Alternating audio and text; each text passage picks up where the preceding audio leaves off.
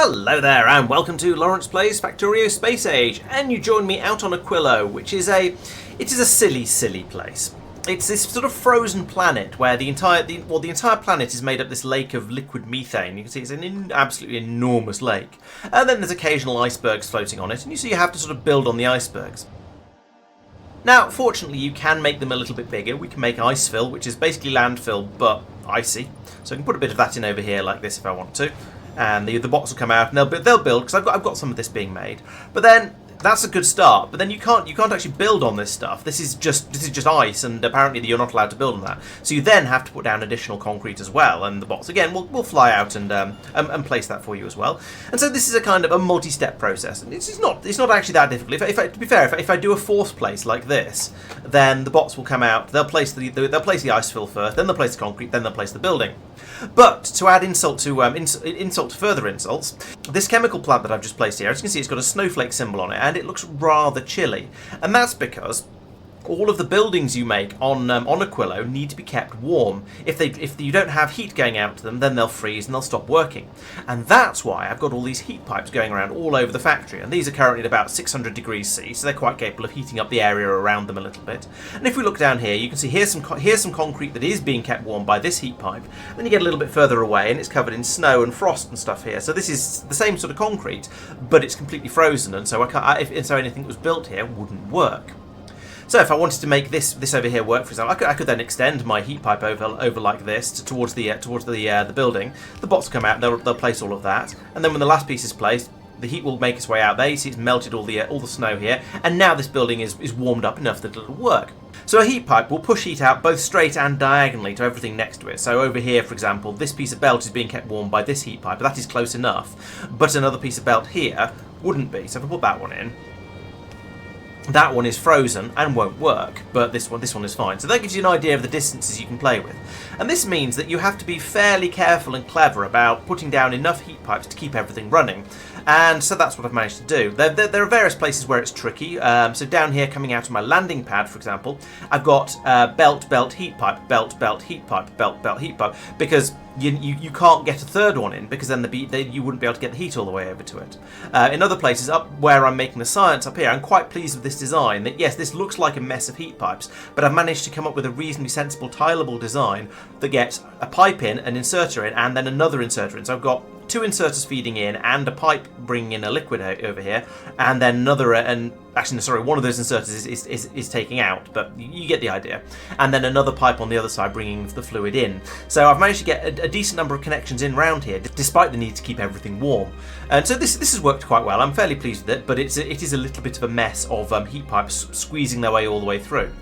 And the other thing that makes it a little bit more complicated is you can't do underground heat pipes. So that means that getting heat from here over to here, well, there's an awful lot going on around here. So there wasn't really very much room to put the heat pipes going underground here. So I've had to wind them all the way round down here and then back up over here in order to get it through.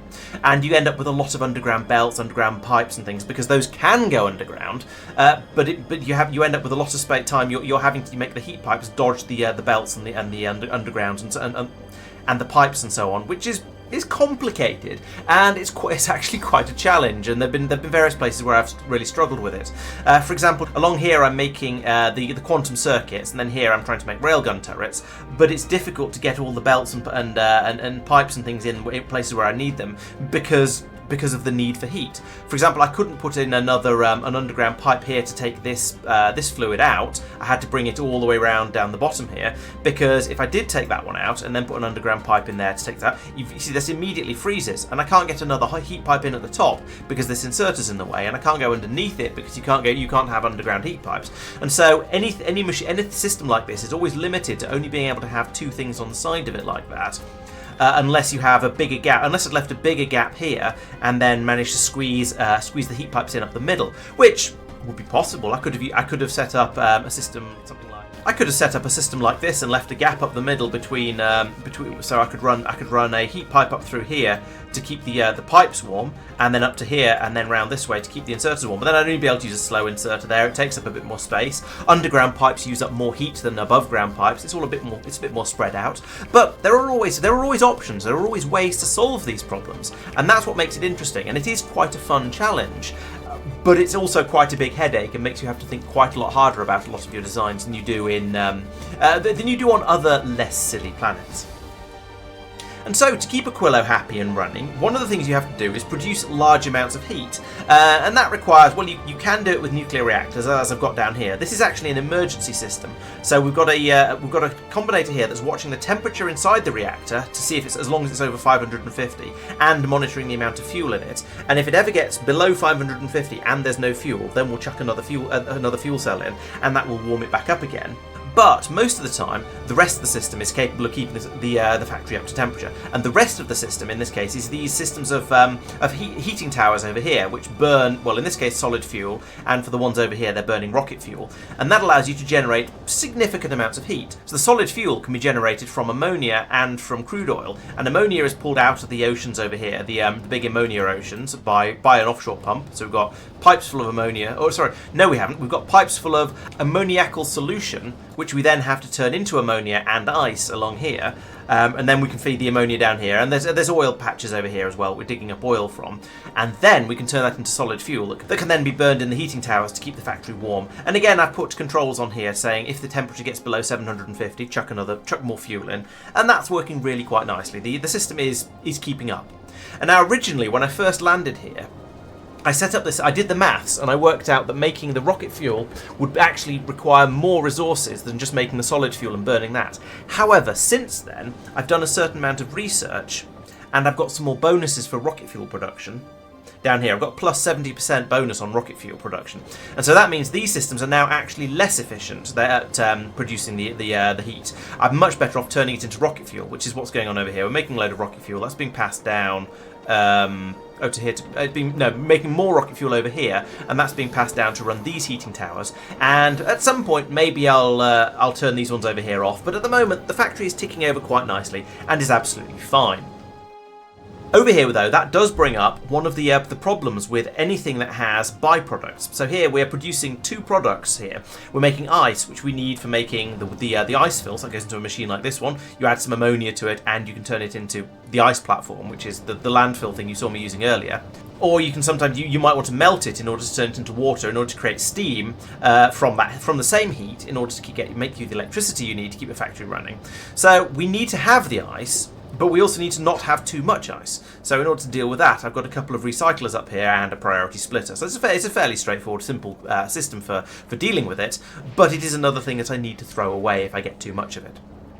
However, none of those are excessively difficult challenges, and I've been able to put together a factory here that is working quite nicely.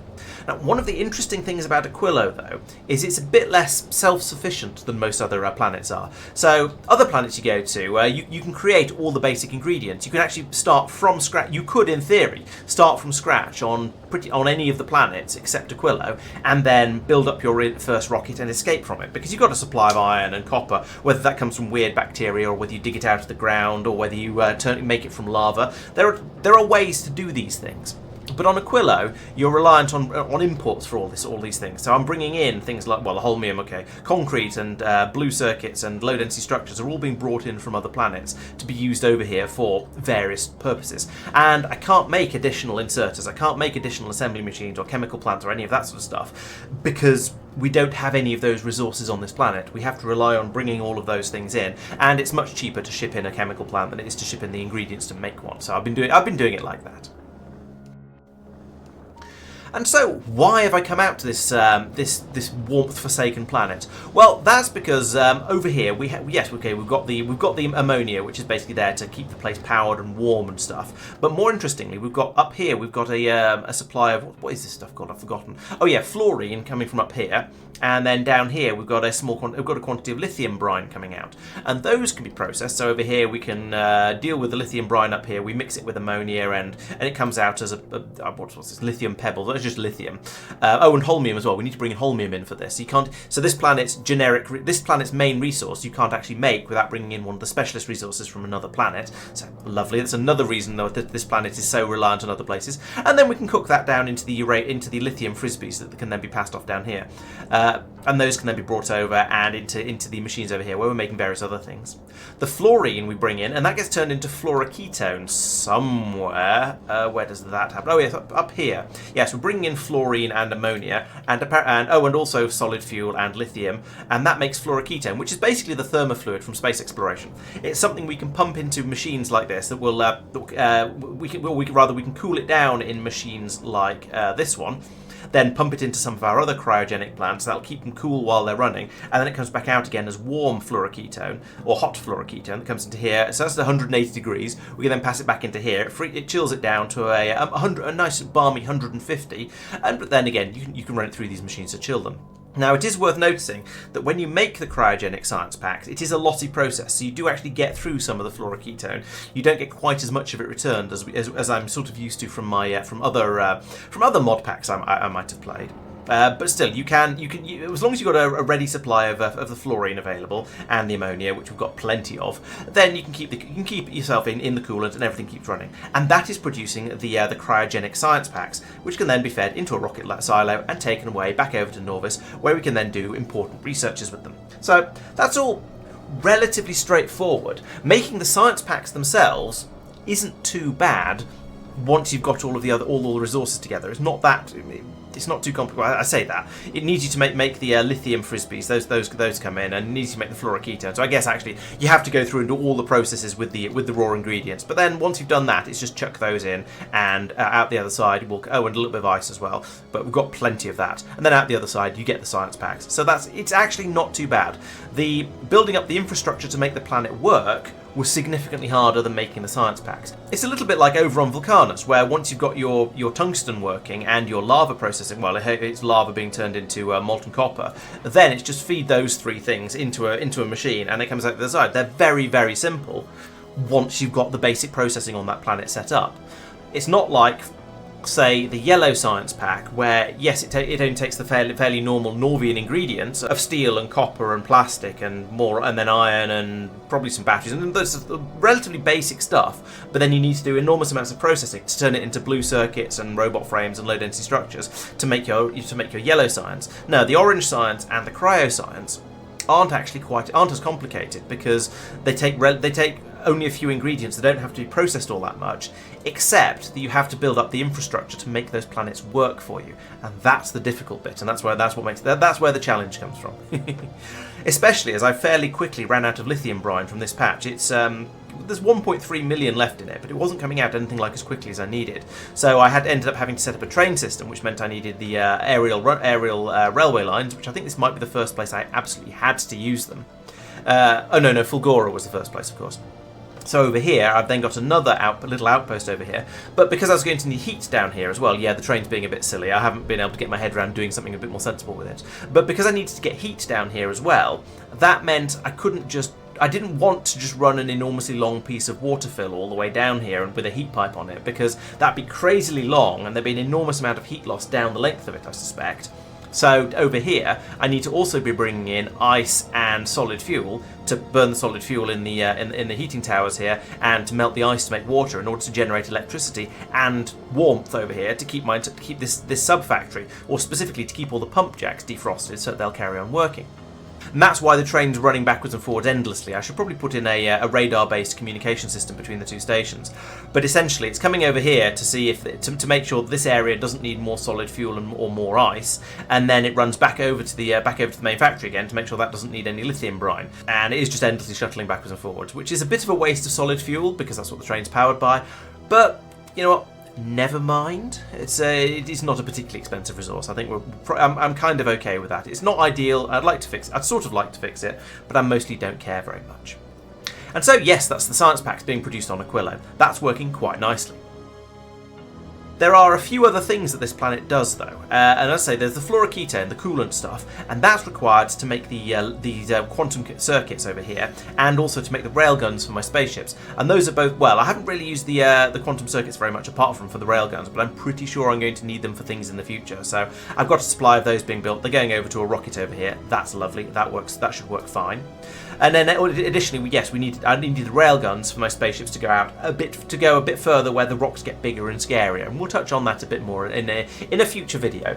But for now, well, we'll talk about that a little bit later. And so, yeah, Aquilo was, as I say, it it was getting it started was okay. I needed to drop in the heating towers, as I say, find a way to start producing warmth. I think I initially started off by putting in a nuclear reactor and putting a couple of fuel cells in it, because that's a good way to generate a lot of heat very, very easily without needing very much infrastructure, because the nuclear reactor generates a lot of heat, and it's very, very easy to keep it fueled because you don't have to put the fuel cells into it very often.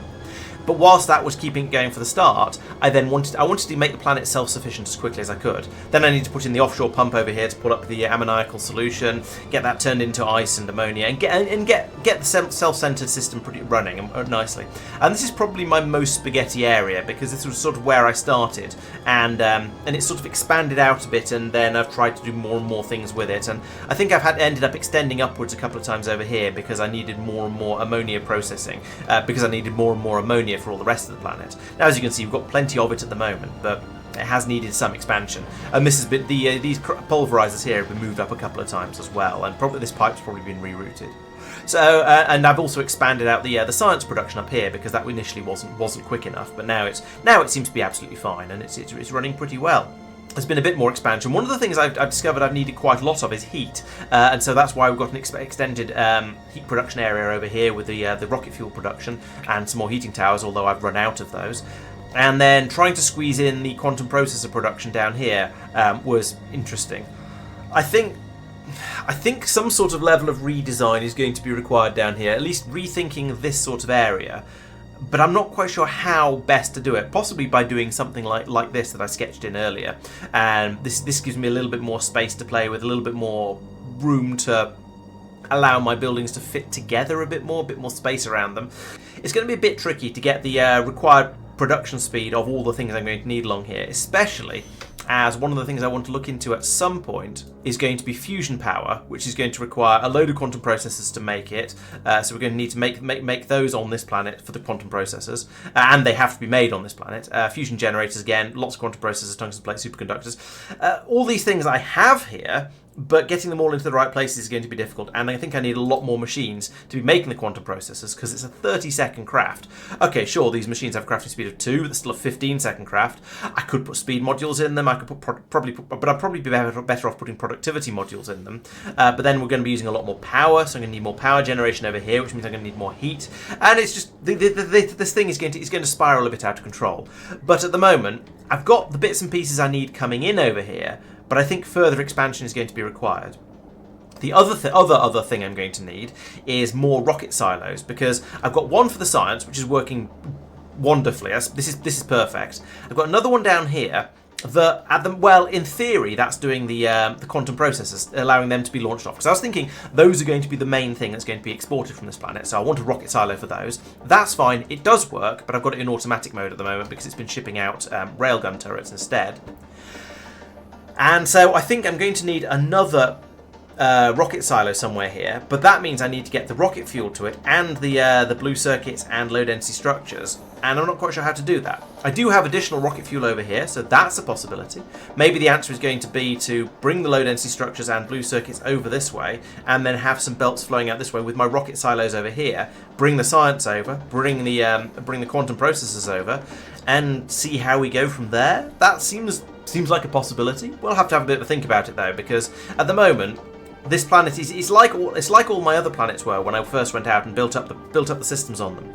It works, but it's been very much built slowly and organically by someone who doesn't know how things are going to go, because I hadn't encountered the systems for that planet yet, because it's the first time I've been out here.